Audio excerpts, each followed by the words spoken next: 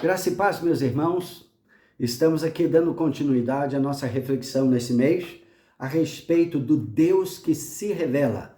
Como nós estivemos na semana passada falando, apresentando este assunto, mostrando como que a natureza própria criada por Deus revela a Deus. Os céus manifestam a glória de Deus, o firmamento, tudo aquilo que foi criado, manifestam as obras das suas mãos. Paulo também faz menção a esta realidade lá em Romanos capítulo 1, verso 20, que fala que os atributos invisíveis de Deus, assim o seu eterno poder, como também a sua divindade, são conhecidas, são reveladas através da natureza, ou seja, aquilo que Deus criou. Então, ninguém pode se desculpar dizendo, eu não tenho nenhuma revelação de Deus. Sim, todos nós temos, todos nós que fazemos parte da natureza de Deus, ou seja, o mundo que Deus criou, é só prestarmos atenção e vamos ver a manifestação da pessoa de Deus através da natureza. E também mencionamos que Deus, os atributos naturais de Deus, aquilo que Deus é por ser Deus, ele não escolheu ser, ele é um ser não criado, Deus não nasceu. Nós vimos também que Deus é um ser infinito, ele é eterno, ou seja, ele não está preso ao tempo, ele não tem uma trajetória de vida e depois morre. Não, Deus é eterno e ele também é um ser supremo e incomparável. E é por isso que a Bíblia fala tanto sobre o perigo da idolatria. Idolatria está centrada em alguma coisa que é criada, que existe, que pode ser criada pela mão humana, pela ideia, pela imaginação humana, que também vem de Deus, A imaginação e tudo, nós somos co-criadores com Deus, mas também aquilo que Deus criou, como o sol, a lua, as estrelas, as montanhas, o mar, seja lá o que for que foi criado. Deus, ele é acima de todas essas coisas, por isso que ele é um ser supremo e incomparável. Hoje nós vamos falar sobre os atributos como Deus é um ser onipresente, ele está em toda parte. Deus é onipotente, ele tem todo o poder nos céus e na terra. Deus é onisciente, ele tem todo conhecimento de tudo que existe. E Deus também é criador. E ele é criador porque ele também é onipotente. Então nós vamos ver isso. Deus é onipresente. Você já pensou nisso? Lá em Jeremias capítulo 23, versos 23 e 24, nos diz o seguinte: acaso sou Deus apenas de perto, diz o Senhor, e não também de longe? Ocultar-se-ia alguém em algum esconderijo, de modo que eu não o veja? Diz o Senhor, porventura não encho eu os céus e a terra? Diz o Senhor. Em outras palavras, é impossível que alguém se esconda de Deus, da presença de Deus. Impossível que alguém possa fazer alguma coisa escondido dos olhos de Deus. Não tem jeito. E no Salmo 139, e esse salmo ele traz consigo algumas revelações desse atributo, da onipresença de Deus. E versos 7 a 12 do Salmo 139 diz assim: para onde me ausentarei do teu espírito? Para onde fugirei da tua face? Se subo aos céus, lá estás. Se faço a minha cama no mais profundo abismo, lá estás também. Se tomo as asas da alvorada e me detenho nos confins dos mares, ainda lá me haverá de guiar a tua mão, e a tua destra me susterá. Se eu digo, as trevas com efeito me encobrirão do seu rosto, e a luz ao redor de mim se fará noite, até as próprias trevas não te serão escuras, e as trevas e a luz são a mesma coisa diante do Senhor. Veja, em outras palavras, o que o salmista está dizendo aqui? É impossível eu me esconder de Deus, esse ser que está em toda parte. Ele preenche este mundo. Por quê? Como nós vimos, ele não depende de um corpo físico para se locomover para um lado e para o outro, como eu, como você, como todo mundo nesse mundo físico, que é o mundo, a dimensão onde nós vivemos, né? Então, muitas vezes, se nós queremos andar mais rápido do que nós conseguimos, nós criamos meios para isso, como os carros, automóveis, né? Como também o avião e assim por diante. Mas é impossível que nós estejamos em toda parte. Isso não acontece, mas Deus é onipresente. Eu me lembro de um professor que estava ensinando sobre essa matéria e ele tentou gerar imaginação nos seus alunos e a respeito da onipresença de Deus, e ele disse: imagine o quão rápido Deus é. Então, pense num ventilador, um ventilador bem possante, que a sua hélice tem várias pás. Se você colocar numa dessas pás um pontinho preto numa hélice branca, né, numa hélice assim toda branca, e ligar o ventilador, de repente você vai ter não apenas um ponto, mas um círculo, porque esse ventilador girando em alta velocidade, aquele ponto vai estar em todo o espaço, parece que está ao mesmo tempo em todo o espaço. Então ele forma um aro, ele forma um círculo da cor do ponto, que nesse caso numa hélice branca seria um ponto preto.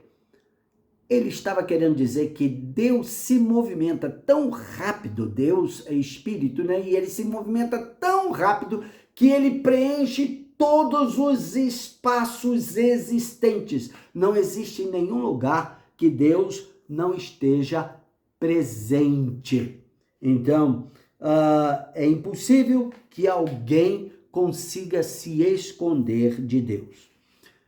A Bíblia também nos mostra que Deus é todo-poderoso. E isso, os estudiosos, né, criaram um termo para isso. Deus é onipotente.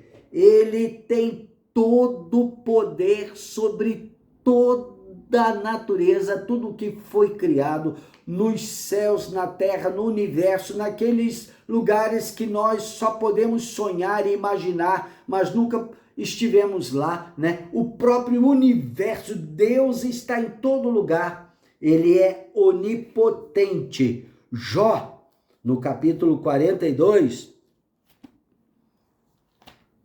no verso 2, ele diz: bem sei que tudo podes, e nenhum dos teus planos pode ser frustrado. Isso é uma realidade a respeito de Deus. Não existe nenhuma impossibilidade para Deus. Ele pode todas as coisas. O seu poder transcende, sua capacidade, o seu poderio transcende ao mundo que foi criado. Então, o mundo todo, que é tão grande, que é imenso, que nós não podemos realmente nem imaginar. Nós já falamos aqui antes, né, como que é a Terra, o próprio sistema solar.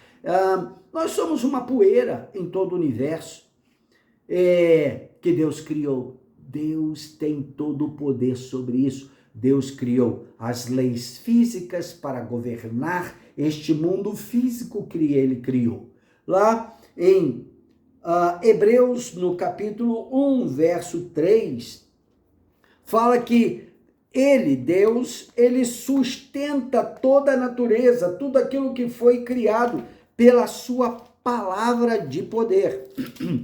Então, dá uma checada lá. Hebreus 1:3 diz lá: ele que é o resplendor da glória e a expressão exata do seu ser, sustentando todas as coisas pela palavra do seu poder. Então, tudo que existe é sustentado pelo poder de Deus. No verso 10, diz assim: no princípio, Senhor, lançaste os fundamentos da terra, e os céus são obras das tuas mãos. Tudo que existe, a terra toda, o planeta Terra todo, os céus, tudo aquilo que nós podemos, olhando para cima, a olhos nus, ou então através de uma luneta, um telescópio, tudo que nós podemos enxergar, Deus criou pelo seu poder. A criação, a capacidade de criar que Deus tem, ele é criador, e isso também está diretamente ligado ao seu poder, à sua capacidade. Ele é onipotente. Gênesis capítulo 18, a Bíblia está cheia de citações a respeito do poder de Deus, né? Da onipotência de Deus. Então, Gênesis 18, 14, nos diz o seguinte: Gênesis 18, 14. Acaso para o Senhor a coisa demasiadamente difícil? Essa é uma palavra que Deus traz para Abraão e também para Sara, né? Quando Deus promete para ele alguma coisa que, na realidade, para o ser humano, aos olhos humanos, seria impossível, que é que Abraão estaria tendo um filho na sua velhice. E também Sara, já com cerca de 90 anos, quando foi dada essa palavra, né? Ela estava, eu acho que com 89 anos, e Abraão duvidou da palavra de Deus, assim, pensou: isso é possível? E Deus falou: olha, Abraão, para Deus não existe impossível. E Abraão aceitou essa palavra, creu nela, né? E um ano depois, ele estava tendo o privilégio de carregar no seu colo o seu filho. Por quê? Para Deus não existe impossibilidade. Então, tudo que ele planeja, tudo que ele intenta fazer, não existe obstáculo que possa impedi-lo. Os seus planos não podem ser frustrados. Neemias capítulo 9, verso 6. Neemias 9, 6. Diz assim: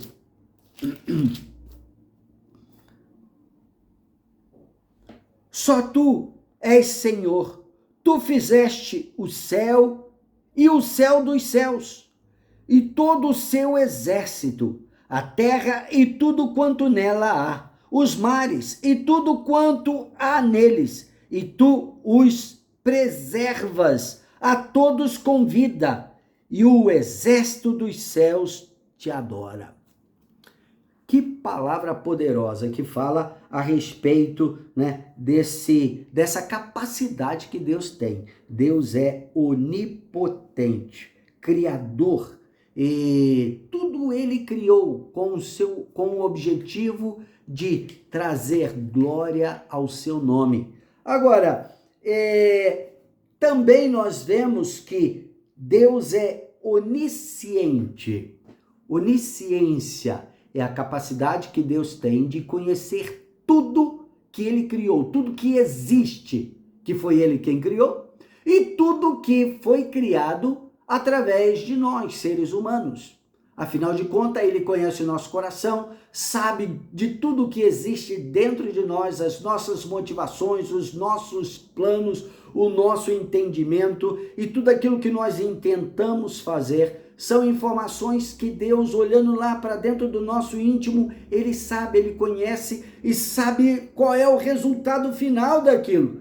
Não tem nada que possa fugir do conhecimento de Deus. O Salmo 139, como nós começamos a ler, eu falei que é um salmo que revela muito a respeito dos atributos de Deus, né? Então, o Salmo 139, os versos de 1 a 6, nos mostra essa capacidade que Deus tem. Então, leia lá comigo, 139, de 1 a 6. Senhor, tu me sondas e me conheces. Sabes quando me assento e quando me levanto. De longe penetras os meus pensamentos. Esquadrinhas o meu andar e o meu deitar e conheces todos os meus caminhos. Ainda a palavra não me chegou à língua e tu, Senhor, já a conheces toda. Tu me cercas por trás e por diante. E sobre mim pões a mão. Tal conhecimento é maravilhoso demais para mim. Não posso atingir. É sobremodo elevado. E é verdade, nós não temos ideia do quanto Deus conhece a nosso respeito e de tudo que existe. É por isso também que ele é o reto juiz. Deus não comete injustiça. Por quê? Para se fazer um julgamento justo, é necessário que se tenha total conhecimento de todo o dilema, de toda a causa. Nenhum ser humano tem essa capacidade de conhecer tudo sobre todos. É por isso que são enganados. É por isso que muitas vezes acabam apelando para suborno e tudo mais, para dar um veredito que tende para um lado ou para o outro e assim comprometendo a justiça. Deus, ele não pode ser corrompido. Ele tem todo o poder, ele está presente em todo lugar, ele conhece como testemunha ocular tudo aquilo que acontece. Por isso, ele pode executar o juízo verdadeiro. O livro de Provérbios também nos fala sobre isso. E no capítulo 3 de Provérbios, versos 19 e 20, nos diz: o Senhor com sabedoria fundou a terra, com inteligência estabeleceu os céus. Pelo seu conhecimento, onisciência, os abismos se rompem e as nuvens destilam o orvalho. Ou seja, o conhecimento de Deus em parceria, em harmonia com a sua onipotência, faz com que tudo funcione em harmonia, da maneira correta. Deus não perde o controle sobre o mundo que ele criou. As leis funcionam com exatidão, não existe nenhuma variação. Se a gente estuda sobre os movimentos dos astros ao redor do Sol, nós vamos ver que não existe fração de segundo que mude a rota, a rotação, a velocidade. Tudo funciona 100% da maneira que Deus criou para funcionar. E isso faz com que tudo esteja funcionando em harmonia. Como nós vimos lá em Hebreus 1:3. Ele sustenta todas as coisas pela sua palavra de poder e também através do seu conhecimento. No capítulo 5 de Provérbios, verso 21, isso já diz respeito a nós, a mim, a você, diz assim: porque os caminhos do homem estão perante os olhos do Senhor, e ele considera todas as suas veredas. Em outras palavras, Deus não é apanhado de surpresa por mim ou por você quando nós intentamos fazer alguma coisa. Não, Ele espera que nós olhemos para Ele quando nós não sabemos as respostas e façamos a coisa certa, porque aos seus olhos, tudo que nós fazemos é importante. Aos seus olhos, tudo é. Ele está atento a todos os detalhes, né? Todos os nossos caminhos vão gerar vida ou morte, e Ele espera que nós escolhamos o caminho da vida. Então, Deus é onipotente, Deus é onipresente, Deus é onisciente, Deus é criador. Todos esses atributos são atributos naturais da pessoa de Deus. Mas também a Bíblia nos mostra que Deus é Espírito. João capítulo 4, verso 24, nós vemos o diálogo de Jesus com aquela mulher samaritana, e ele disse, olha, Deus é Espírito, e ele busca adoradores que o adorem em Espírito e em verdade. Isso também mostra como que o pecado de idolatria, ele agride tanto a Deus, porque seria uma maneira de comparar Deus com outra coisa que na realidade é criada, ou pelas mãos humanas, ou criado pelo próprio Deus, como o sol, como a lua, como os astros, como o arco-íris, como o mar, como as montanhas. Tem adoradores para essas coisas, e isso é detestável no coração de Deus. Deuteronômio capítulo 4, verso 15, nos alerta sobre esse perigo, e diz lá, guardai-vos, pois, cuidadosamente, a vossa alma, pois, aparência nenhuma vistes no dia em que o Senhor vosso Deus vos falou em Horebe, no meio do fogo. Isso aqui é uma passagem, tá, que refere-se ao Monte Sinai, quando Moisés estava lá no monte com Deus, e Deus estava se dirigindo a todo o povo. Foi ali também que foi revelada a tábua das leis, né? Os 10 mandamentos e todas as instruções que derivam desses 10 mandamentos. E o que Moisés está dizendo? Olha, guarda, sejam vigilantes, vocês não viram nenhuma imagem. Por quê? Deus é Espírito e Ele está em toda parte, Ele preenche todo este mundo.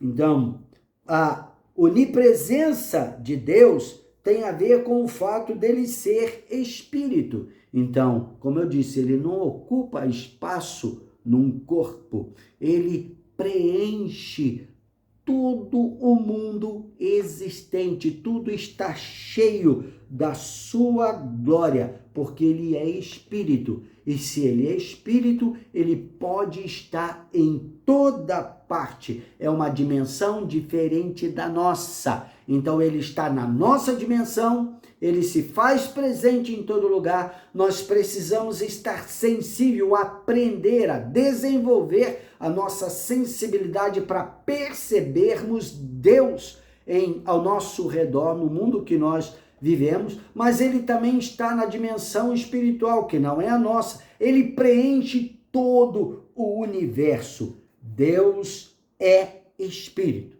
Outro atributo que a Bíblia nos ensina é que Deus é triuno. Agora, meus irmãos, prestem bem atenção. Esses termos como onipotente, onipresente, onisciente, triuno, você não vai ver isso escrito na Bíblia. Estes são termos usados por esses estudiosos que debruçaram-se na palavra de Deus, olhando, vendo tudo que a Bíblia fala a respeito de Deus, e eles, para facilitar a minha vida e a sua vida, criaram esses termos. Então, quando nós começamos a ler na Bíblia aquilo que a Bíblia traz de informação a respeito de quem Deus é, nós chegaremos também a esta conclusão com estes nomes, essas nomenclaturas. Então, Deus é trino, triuno, 3 em 1, Pai, Filho e Espírito Santo, como nos diz Mateus capítulo 28, verso 19, que diz: ide e pregai, a toda criatura, em todo lugar, batizando cada um que crer no nome do Pai, do Filho e do Espírito Santo.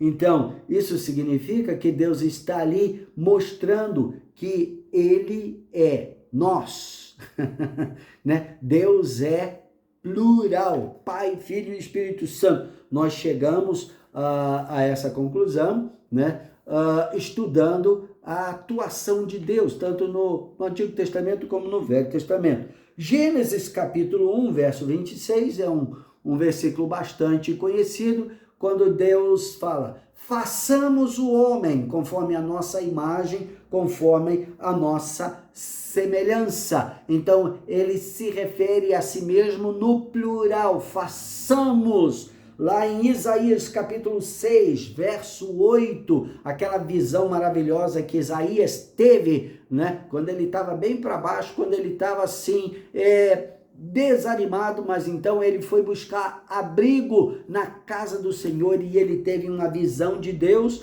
e depois de ser purificado, santificado, ser renovado, ele ouve a voz de Deus dizendo: a quem enviaremos? Quem há de ir por nós? Referindo-se a ele no plural, Deus se pronunciando no plural. Isso mostra que ele é mais do que um ser. E por ele estar se revelando na pluralidade, como nós, ele também se torna um ser pessoal. Pessoa se relaciona com pessoa e se relaciona com aquilo que existe ao seu redor. Então, Deus é um Deus relacional. Pessoas criam. O fato de Deus criar já é uma demonstração, já é uma evidência de ele ser um ser pessoal. Pessoas criam. Então, criam para se relacionar. Criar é um atributo que reflete uma pessoa. Então, qualquer ser que não esteja se relacionando não é uma pessoa, Então, nós vemos aqui, eu estava, inclusive hoje, ouvindo alguma coisa antiga, de um escritor e filósofo brasileiro, Ariano Suassuna. Já ouviu falar dele? Então, é uma pessoa que fez diferença na sua geração e deixou um legado muito interessante para o povo brasileiro. Então, ele tem uma situação que ele está numa entrevista, numa palestra, num painel, conversando, tinha ele e vários outros eruditos, falando principalmente a respeito da evolução e da criação. E ele cita um também filósofo alemão, Engels, e que este Engels, esse filósofo, ele escreveu um livro, e o título do livro é A Humanização do Macaco pelo Trabalho. E ele ficou muito chateado com isso. Eu falei, eu não vou ler mais nada desse cara, não. Como que pode escrever uma coisa dessa? Aí ele tira da bolsa dele, que ele sempre carrega consigo, um pregador de roupa, sabe aquele negócio que faz assim, que prende a roupa assim? Então, mostrou o pregador para a plateia toda, ele disse, olha, eu não acredito nem se a mãe do Papa viesse conversar comigo falando sobre isso, que um macaco seja capaz de criar um objeto deste aqui. Um pregador simples, 2 pecinhas de madeira ligada por uma molinha de metal. Por quê? Um macaco ou qualquer outro animal, por mais inteligente que seja, não é criador, não é relacional, ele se relaciona com a sua espécie. Então tem uma dosagem de inteligência, mas não ao ponto de ser humanizado ou se tornar um ser pessoal. Isso é impossível. Então eu tenho que tirar o meu chapéu para o Ariano Suassuna. Ele teve uma observação fantástica que coloca no bolso muitas argumentações desprovida desse entendimento, desta observação. Então nós vemos na palavra de Deus como que Deus é relacional, criador para se relacionar. Capítulo 1 de Gênesis, Deus criador, criar para se relacionar, ele cria o universo inteiro, né? Ele cria um ambiente, ele cria a terra com um ambiente favorável para que mais na frente, e nós vamos ver lá, ele criasse um ser à sua imagem, conforme a sua semelhança. E qual que era o alvo desta criação? Relacionamento. No capítulo 2 de Gênesis, nós vemos isso de uma maneira assim mais específica. Deus que se relaciona. No verso 7 do capítulo 2, nós vemos: então formou o Senhor Deus ao homem do pó da terra, e lhe soprou nas narinas o fôlego de vida, e o homem passou a ser alma vivente. E aí nos versos 15 a 17, no mesmo capítulo, nós vemos: tomou, pois, o Senhor Deus ao homem e o colocou no jardim do Éden, para o cultivar e guardar. Ele havia criado, trabalhado, criando aquele ambiente favorável ao relacionamento, a colocar o ser que ele criou, a sua imagem e semelhança lá.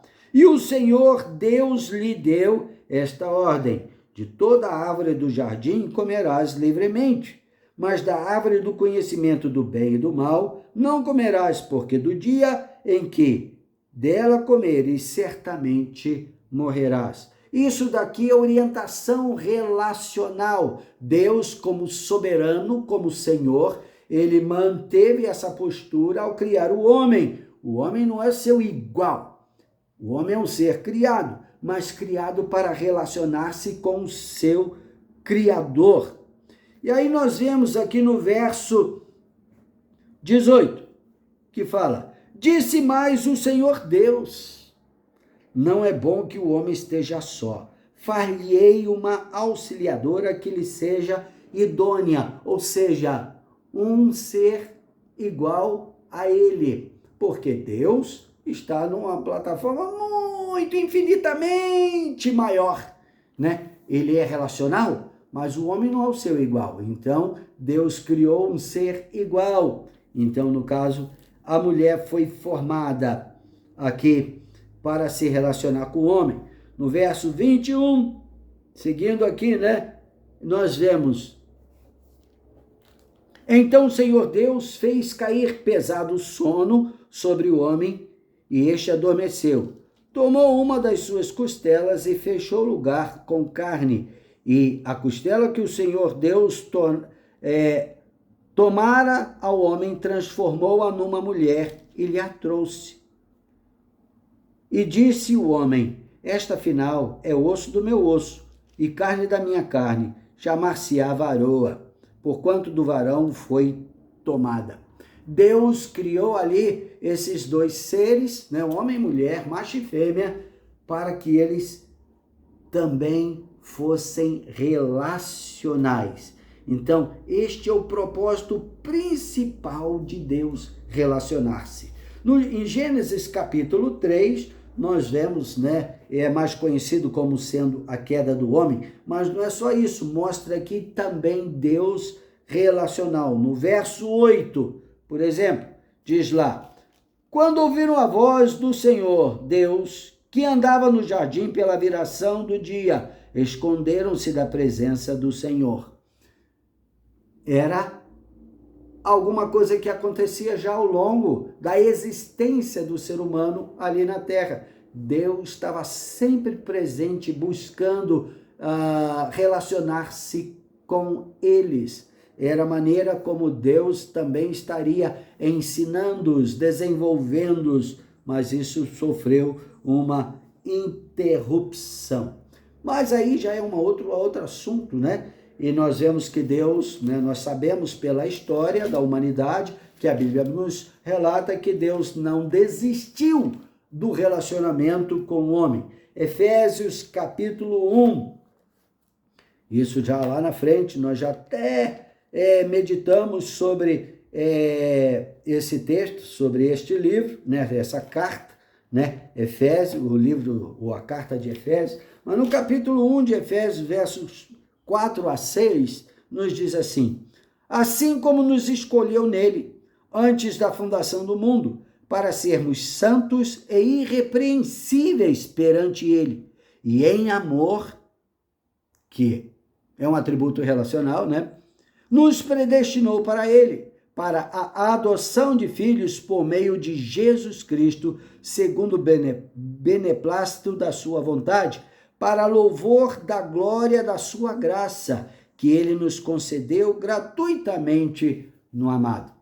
Outro texto que mostra que Deus é relacional, está lá em Efésios também, no capítulo 5, verso 1 e 2, que diz: sede, pois, imitadores de Deus, como filhos amados, e andai em amor, como também Cristo nos amou e se entregou a si mesmo por nós, como oferta e sacrifício a Deus em aroma suave. Veja, tudo aquilo que nós somos chamados a ser e também a fazer, deriva de Deus, o nosso Criador.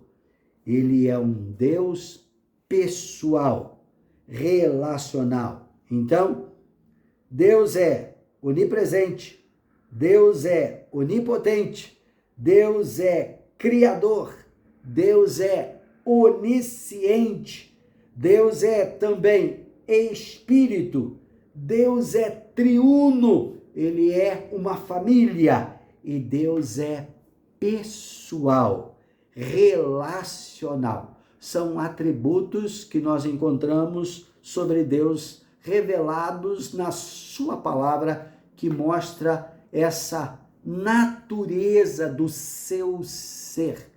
E é maravilhoso quando nós entendemos que nós somos criados à sua imagem e semelhança. Então, muitos desses atributos nós vamos descobrir pequeninas partículas também em nós. Existem aqueles atributos na nossa vida, na sua vida, né? Que você não pode mudar, você nasceu assim. Nasceu com estas qualidades, essas capacidades. Você não as escolheu, faz parte de quem você é por nascimento. Deus não nasceu, mas ao nascermos, ele já estabeleceu essa estrutura de termos alguma coisa que não depende da nossa escolha, da nossa vontade, depende daquilo que ele criou em nós e também dos nossos ascendentes, ou seja, os nossos progenitores. Eu oro para que a nossa mente, nosso coração, nosso espírito esteja se abrindo cada vez mais para conhecermos Deus, porque ao conhecermos a Deus, passamos a conhecer a nós mesmos. A revelação de quem Deus é também traz revelação de quem nós somos. E aí, quando nós sabemos quem nós somos, também temos a oportunidade de ver aquilo que nós podemos e devemos mudar para a glória do nosso Criador. Que Deus te abençoe e te guarde, que Ele faça resplandecer o seu rosto sobre ti e tenha misericórdia de ti. Sobre ti, esse Deus Todo-Poderoso, levante o seu rosto com alegria, sorriso nos lábios, de contentamento por quem você é, a sua imagem e a sua semelhança, e que Ele te dê a paz. Nos vemos na próxima semana. Deus te abençoe.